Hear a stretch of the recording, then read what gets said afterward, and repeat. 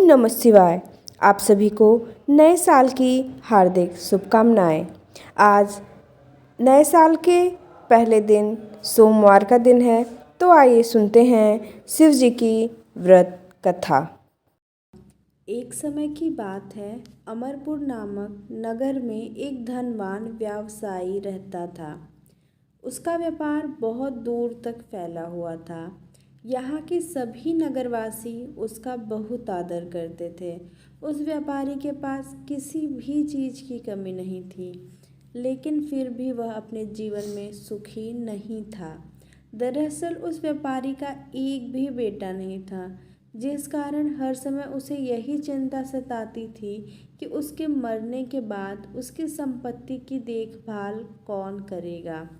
वह व्यापारी बेटे की चाहत में हर सोमवार को बाबा भोलेनाथ की पूजा करता और शाम ढलते ही मंदिर जाकर शंकर भगवान के सामने दीप जलाता था। एक दिन माँ पार्वती उसकी श्रद्धा भक्ति से खुश हो गई। उन्होंने बाबा भोलेनाथ से उस व्यवसायी की इच्छा पूरी करने के लिए प्रार्थना की। इस पर भगवान शिव ने कहा, इस दुनिया में हर किसी को उसके कार्यों के आधार पर फल मिलता है। भगवान शंकर के समझाने पर भी पार्वती जी नहीं मानी। वह लगातार बाबा भोलेनाथ से यही कहती रही कि उस व्यवसायी की इच्छा पूरी कर दीजिए।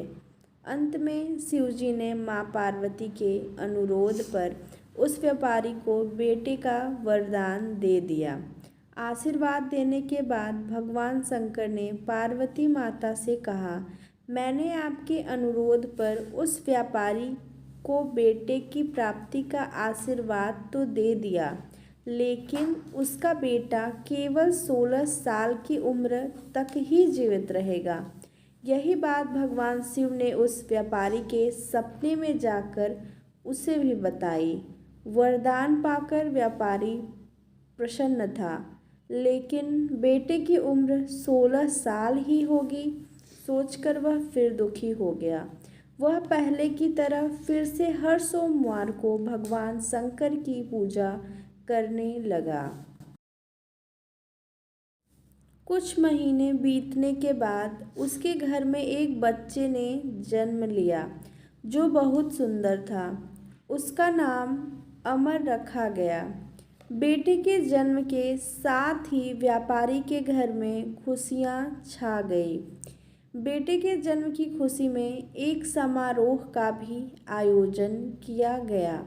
इस जश्न के माहौल में व्यापारी अभी भी दुखी था। हर समय उसे यह डर लगता रहता था कि उसका बेटा अधिक दिनों तक जीवित नहीं रह सकेगा। धीरे धीरे समय बीतता गया और उसका बेटा अमर 12 साल का हो गया। एक दिन व्यापारी ने अपने बेटे को अपनी पत्नी के भाई दीपचंद के साथ पढ़ाई के लिए बनारस भेज दिया। वाराणसी जाते समय रास्ते में जहाँ भी अमर और दीपचंद आराम करने के लिए रुकते, वहाँ वो यज्ञ और ब्राह्मणों के लिए भोजन की व्यवस्था करते जाते थे। कुछ दूर जाने के बाद अमर और दीपचंद एक नगरी पहुँचे। यहाँ नगर के महाराज की बेटी चंद्रिका की शादी थी, जिसके लिए पूरे नगर को दुल्हन की तरह सजाया गया था। ठीक उसी समय बारात भी आ गई। इस समय लड़के का पिता परेशान था, क्योंकि उसके बेटे की एक आंख खराब थी। उन्हें डर था कि अगर लड़की वालों को यह बात पता चल गई तो वह शादी तोड़ देंगे। तभी उसकी नज़र अमर और दीपचंद पर पड़ी। लड़के के पिता के मन में तुरंत ये ख्याल आया कि क्यों न अमर को ही दूल्हा बनाकर शादी के मंडप में बैठा दिया जाए। एक बार जब उसका विवाह राजकुमारी से हो जाएगा, तो फिर उसके बाद उसे कुछ पैसे देकर वहाँ से विदा कर देंगे। फिर राजकुमारी और अपने बेटे को अपने घर ले आएंगे। लड़के के पिता ने बिना देरी किए दीपचंद से इस बारे में बात की और धन का प्रस्ताव रखा। दीपचंद ने पैसों के लालच में आकर तुरंत हाँ बोल दिया और अमन को दूल्हा बनाकर मंडप में बैठा दिया। यहाँ राजा ने राजकुमारी का कन्यादान कर विवाह संपन्न कराया और बहुत सारी संपत्ति के साथ अपनी बेटी को विदा किया। शादी के बाद जब अमर वहाँ से लौट रहा था तो उसे लगा कि झूठ बोलना सही नहीं है और उसने राजकुमारी चंद्रिका के दुपट्टे पर सारी सच्चाई लिख दी। अमर ने लिखा, प्रिय राजकुमारी चंद्रिका, तुम्हारे साथ छल हुआ है। तुम्हारा विवाह मेरे साथ कराया गया। मैं एक व्यापारी का पुत्र हूँ और फिलहाल पढ़ाई के लिए वाराणसी जा रहा हूँ।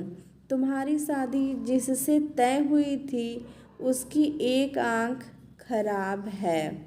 राजकुमारी ने यह सच जानने के बाद उस लड़के के साथ जाने से इनकार कर दिया और अपने पिता के साथ ही रहने लगी।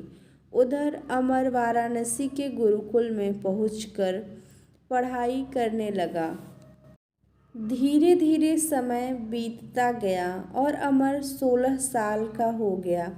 इस दौरान उसने एक महायज्ञ का आयोजन किया। यज्ञ समाप्त होने के बाद अमर ने सभी ब्राह्मणों को खाना खिलाया और उन्हें कपड़े दिए। सारे काम खत्म करने के बाद अमर रात में अपने कमरे में सोने चला गया।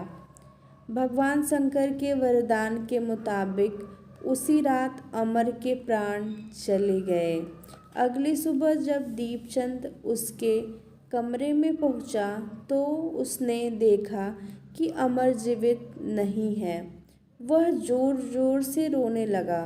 उसकी रोने की आवाज़ सुनकर आसपास के लोग भी इकट्ठा हो गए और अपना दुख जताने लगे। दीपचंद के रोने की आवाज़ भगवान शिव और माँ पार्वती के कानों तक भी पहुँची। यह सुन माता पार्वती ने कहा, हे स्वामी, मैं दीपचंद के रोने की इस आवाज़ को बर्दाश्त नहीं कर पा रही हूँ। कृपा करके इसके दुख को दूर करें। पार्वती जी की बात सुनकर बाबा भोलेनाथ अमर के पास पहुँचे।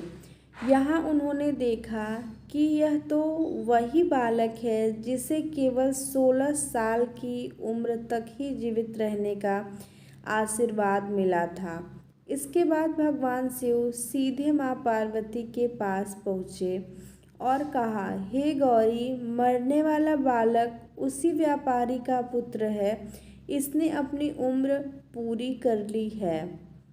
यह सुन माता पार्वती ने भगवान शिव से एक बार फिर से आग्रह किया।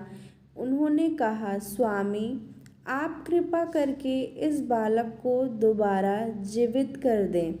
इसे मृत देख इसके माता पिता भी अपने प्राण त्याग देंगे। माता पार्वती ने बाबा भोलेनाथ को याद दिलाया कि अमर के पिता उनके सबसे बड़े भक्त हैं। कई सालों से वह हर सोमवार को उनकी पूजा करते आ रहे हैं। माँ गौरी के अनुरोध पर भगवान शंकर ने अमर को जीवित होने का आशीर्वाद दिया और अमर दोबारा जिंदा हो गया। कुछ समय बाद जब अमर की पढ़ाई पूरी हो गई तो वह अपने मामा दीपचंद के साथ वापस अपने गांव चला गया। चलते चलते दोनों उसी नगरी में जा पहुँचे जहाँ राजकुमारी चंद्रिका से उसका विवाह हुआ था। यहाँ पहुंचकर अमर ने एक महायज्ञ किया।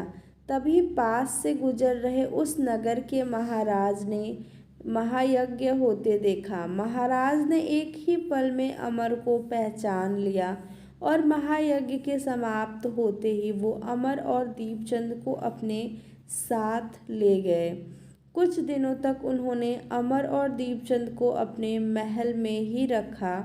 उसके बाद महाराज ने संपत्ति और कपड़े देकर राजकुमारी को अमर के साथ भेज दिया। महाराज ने रास्ते में उनकी रक्षा के लिए कुछ सैनिक भी भेज दिए। दीपचंद्र भी महल से अपने नगर पहुंचा और दूत के हाथों अमर के आने की सूचना व्यापारी तक पहुंचाई। व्यापारी को जैसे ही पता चला कि उसका बेटा 16 साल की उम्र के बाद भी जीवित है, तो वह बहुत खुश हुआ। दरअसल व्यापारी और उसकी पत्नी दोनों ने खुद को एक कमरे में बंद कर लिया था। वह बिना कुछ खाए पिए अपने बेटे का इंतजार कर रहे थे।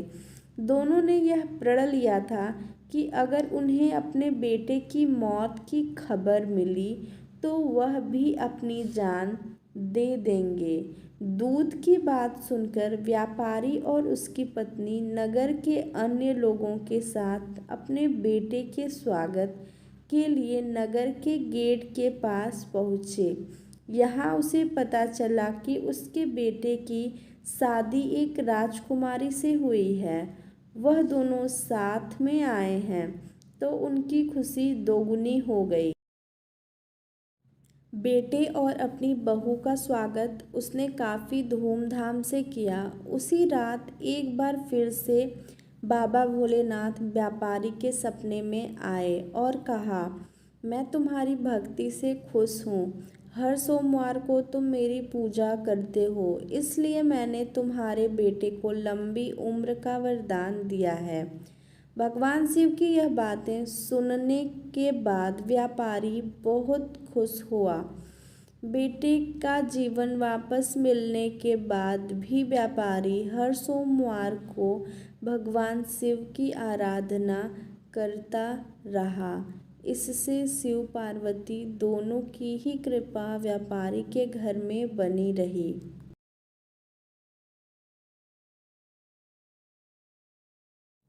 कहानी से सीख, अगर सच्चे मन से किसी चीज़ को पाने की चाह हो तो वह ज़रूर मिलती है। बस उसके लिए निरंतर प्रयास करते रहना चाहिए। ओम नमः शिवाय।